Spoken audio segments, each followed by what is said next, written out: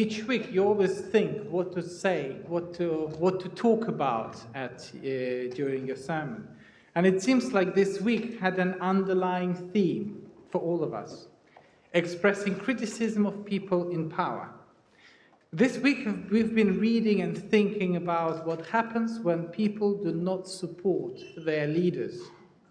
They say, "Why do you put yourself higher than us? Is your life and your voice better than ours?" What was his response? What was the leader's response? He said, "People are ungrateful. I've done so much good work." And of course, I'm referring to Moses and this week's Torah portion. And any similarity to an actual person or actual events is purely coincidental. To give you some context, at the end of this week's Torah portion, people started to challenge Moses' leadership and authority. This is not the first time and not the last time, but something is different with this challenge. At first, people felt that their living standards have changed since they left Egypt. They said that they had better food and when they were slaves. The story that Sai presented and read so well for us today, so I don't need to retell that part. But in addition to that, later on, at the very end of this parasha, Miriam and Aaron posed another challenge to Moses. They said, "Has the Eternal One spoken only through Moses? Has he not spoken through us also?" In other words, they asked, why Moses puts himself higher than others. Is his voice, his life, his choices and decisions better than others? They went even further and spoke about his personal life. Miriam and Aaron began to talk against Moses because of his Cushite wife.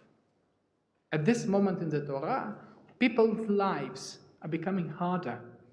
People are having less and less leadership, and less in life. And leadership is in crisis, and there is a long journey ahead, even a glimpse, before there will be even a glimpse of hope in the future. Again, any similarities to actual events is purely coincidental. Well, what do we learn from this story? It is hard to tell why it is presented to us, this challenge, at this point in the narrative.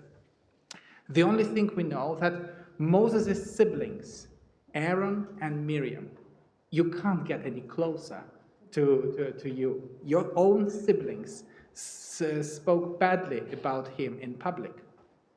This is a serious challenge, and Torah commentators asked, was it jealousy or was it a constructive criticism? And often people in power are so high that they don't have anyone speaking truth to them. People only tell their leaders what they want to hear. And perhaps siblings are the best people to tell you the truth, or people who are close to you. In this case, Torah gives us the answer in the form of punishment. As a result of their words, Miriam was punished with a skin disease called Metzora. Aaron, looking at the suffering of his sister, asked Moses for mercy. Moses prayed for Miriam and she recovered. But what is this story about? Early Torah scholars connected it with an important Jewish principle of Lashon Hara, evil speech. Judaism puts a lot of responsibility on words that we say. In the Talmud, rabbis compared words that spoken in public to arrows. Once arrow is shot, it is able to harm both near and far. Once an arrow is released, there is no way back. The same is with our words. Chafetz Chaim, a rabbi who studied the concept of Lashon Hara very deeply, writes that there are 7 conditions that must be fulfilled for Lashon Hara to be considered constructive. So not all speech is harmful. Sometimes you have to speak out in public. And here are just the two of the conditions. The first, if it is possible to engage with the person directly and achieve productive results, you must speak directly to them before you publicize the matter to others. And the second is when you speak about somebody in public, you should be very careful that the entire story is true without any lies mixed in. There are other conditions articulated by Chafetz Chaim, but the main purpose, main principle remains clear and simple. When you speak in public, you must be extra careful about what you say. Words can hurt, and they are irreversible. Sai, you and I had a few conversations leading up to your bar mitzvah, and I was very impressed to learn that you are not just a footballer, but a captain of your team. And I'm sure that your parasha was not just a theory for you, but you had many moments when you had to make difficult choices, and people started to complain about your leadership. I was very excited that by your choice of the Torah reading. It is not an obvious choice, but as you said in your Dvar Torah, you like arguments. And I think this makes you a very good Jew and an excellent liberal Jew. In liberal Judaism, we can't do things simply because it's always been done this way. You need to argue, ask difficult questions, find reasons, and only if you understand why you do it. In this Torah portion, Moses is on the righteous side. He was the victim of the public verbal abuse of Lashon Hara by Aaron and Miriam. Moses didn't lie when people started to complain about the lack of food, food diversity. But we must try and read this story from a different point of view as well. Have you ever been in a position of not having enough food? Have you ever been in a position of not having a leader who is prepared to listen to you?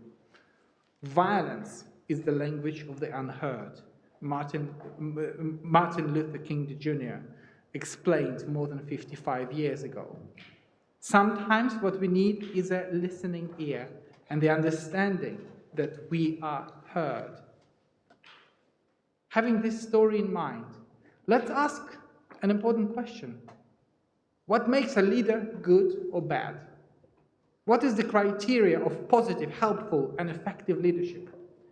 Developing this week's parasha further, this story that when Moses was challenged, Talmudic rabbis concluded that the best way to understand a leader, or rather what kind of leader is in front of you, is you need to engage in an argument with them. So, and this is what Talmud has to say. For 3 years, Beit Shammai and Beit Hillel disagree. Famous schools never agree with each other. And for 3 years, they argued about one thing. Doesn't matter which, doesn't matter what thing, but for 3 years. This said, the halakha, the law, is according to our opinion.